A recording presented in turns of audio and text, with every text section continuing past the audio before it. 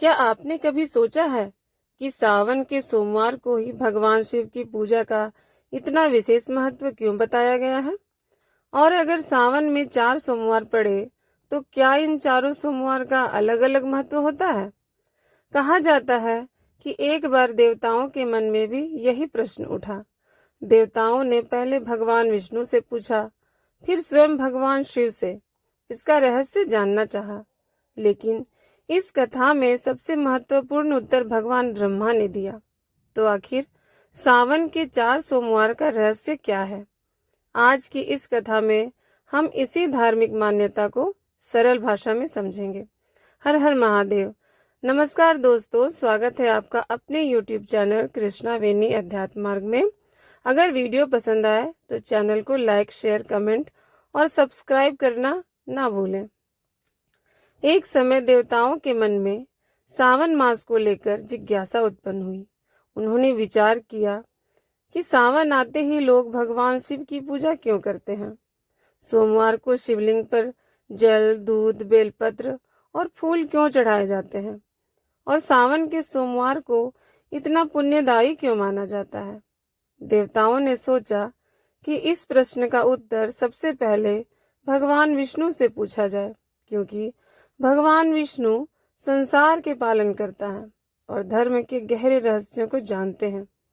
देवता भगवान विष्णु के पास पहुंचे और विनम्र होकर बोले, हे प्रभु, सावन मास और विशेषकर सावन के सोमवार का क्या महत्व है? भगवान विष्णु ने उन्हें भगवान शिव की भक्ति और सावन की महिमा का महत्व समझाया। उन्होंने कहा कि सावन का महीना भगवान शिव की आराधना के लिए अत्यंत पवित्र माना जाता है।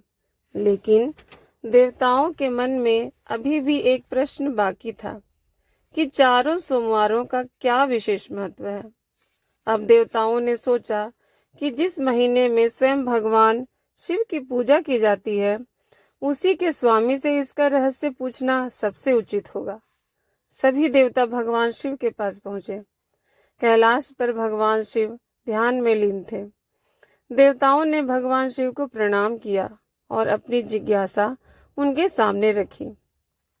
उन्होंने पूछा, हे महादेव, सावन के महीने में आपकी पूजा का इतना महत्व क्यों है? और यदि सावन में 4 सोमवार हो तो क्या इन सोमवारों की कोई विशेष आध्यात्मिक महिमा है? भगवान शिव ने देवताओं की बात सुनी और मुस्कुराए। उन्होंने कहा कि सावन केवल बाहरी पूजा का महीना नहीं है। यह मन को शांत करने, अहंकार को छोड़ने और ईश्वर के प्रति श्रद्धा बढ़ाने का समय भी माना जाता है। भगवान शिव ने समझाया कि सच्ची भक्ति केवल जल चढ़ाने में नहीं, बल्कि मन को निर्मल बनाने में है। देवताओं ने फिर पूछा, प्रभु, तो 4 सोमवारों को हम किस भावना से मनाएं? भगवान शिव ने उन्हें धर्म, भक्ति और संयम का महत्व बताया। लेकिन तभी कथा में एक और महत्वपूर्ण प्रसंग आता है कि देवताओं के मन में अभी भी यह जिज्ञासा थी कि सावन के सोमवारों को लेकर इतनी विशेष मान्यता क्यों बनी। तब उन्होंने भगवान ब्रह्मा से भी इस विषय का रहस्य पूछा। देवताओं ने कहा, हे ब्रह्मदेव, कृपया हमें बताइए कि सावन के सोमवारों की आध्यात्मिक महिमा क्या है। तब भगवान ब्रह्मा ने कहा, हे देवताओं, सावन का महीना मनुष्य को अपनी आंतरिक शक्तियों को जागृत करने और भगवान के प्रति श्रद्धा बढ़ाने की प्रेरणा देता है। उन्होंने बताया कि सोमवार भगवान शिव को समर्पित माना जाता है, इसलिए सावन के सोमवार में की गई शिव आराधना को विशेष फलदायी माना गया है। लेकिन यहाँ सबसे जरूरी बात यह है कि पूजा केवल किसी इच्छा को पूरा कराने के लिए ना की जाए। भक्ति का उद्देश्य भगवान के प्रति प्रेम और अपने मन की शुद्धि होना चाहिए। अब बात करते हैं 4 सोमवार की। तो दोस्तों, पहला सोमवार भक्त को अपनी शुरुआत शुद्ध भावना से करने की प्रेरणा देता है। इस दिन भक्त प्रातः उठकर स्नान करता है, भगवान शिव का स्मरण करता है, शिवलिंग पर श्रद्धा से जल अर्पित करता है और बेलपत्र चढ़ाता है। सबसे महत्वपूर्ण है मन में यह भावना रखना, हे महादेव, मेरे मन में क्रोध, अहंकार और नकारात्मक विचार दूर करें। पहला सोमवार हमें सिखाता है कि किसी भी अच्छी शुरुआत के लिए मन का साफ होना जरूरी है। यदि मन अशांत है तो बाहरी सुख भी हमें सच्ची शांति नहीं दे सकता। इसलिए सावन के पहले सोमवार को अपने मन को भगवान शिव के चरणों में समर्पित करने की परंपरा मानी जाती है। अब आता है दूसरा सोमवार। तो दोस्तों, दूसरा सोमवार हमें भक्ति के साथ धैर्य और संयम की याद दिलाता है। केवल मंदिर में पूजा करना ही भक्ति नहीं है।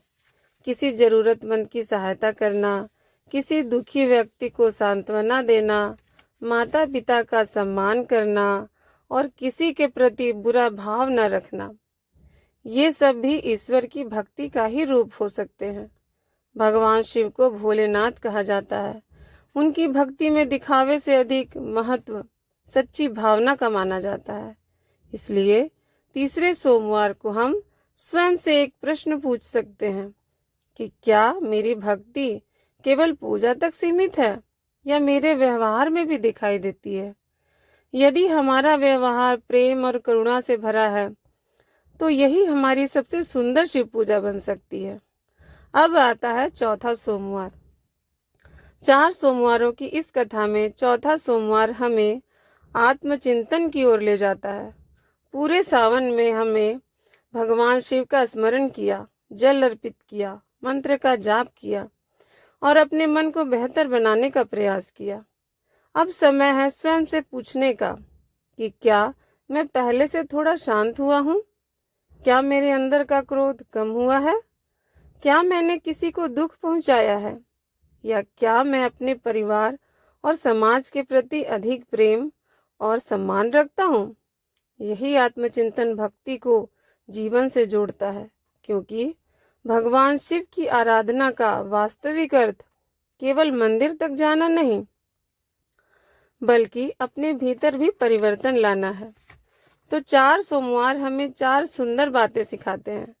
पहला सोमवार मन की शुद्धि, दूसरा सोमवार धैर्य और संयम, तीसरा सोमवार सेवा और करुणा, चौथा सोमवार आत्मचिंतन और सुधार।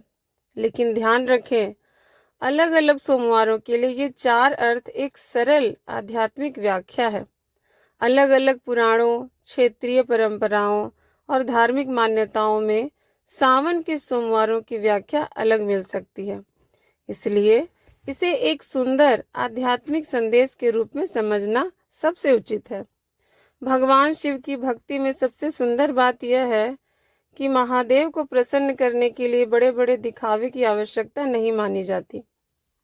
एक लोटा जल, एक बेलपत्र और सच्चे मन से लिया गया भगवान शिव का नाम भक्त के लिए यही बहुत बड़ा साधन बन सकता है। लेकिन उससे भी अधिक जरूरी है हमारा व्यवहार। अगर हम पूजा के बाद किसी से क्रोध करें, किसी को अपमानित करें, किसी जरूरतमंद की मदद ना करें, तो हमें अपनी भक्ति के अर्थ पर विचार करना चाहिए। सच्ची भक्ति वही है जो हमारे व्यवहार को भी बेहतर बनाए। तो भक्तों, सावन के 4 सोमवार केवल कैलेंडर की 4 तारीखें नहीं हैं। ये हमें अपने जीवन को भीतर से देखने का अवसर देते हैं। पहला सोमवार कहता है मन को शुद्ध करो, दूसरा कहता है धैर्य रखो, तीसरा कहता है सेवा और करुणा अपनाओ और चौथा कहता है अपने जीवन का आत्मचिंतन करो। यही सावन की भक्ति को जीवन से जोड़ने वाली सुंदर सीख है। अगर आप भी भगवान शिव के भक्त हैं तो कमेंट में श्रद्धा से लिखिए ओम नमः शिवाय। और ऐसे ही आध्यात्मिक कथाओं और सनातन धर्म से जुड़े वीडियो के लिए हमारे चैनल कृष्णा वेनी अध्यात्म मार्ग को सब्सक्राइब जरूर करें। हर हर महादेव, ओम नमः शिवाय।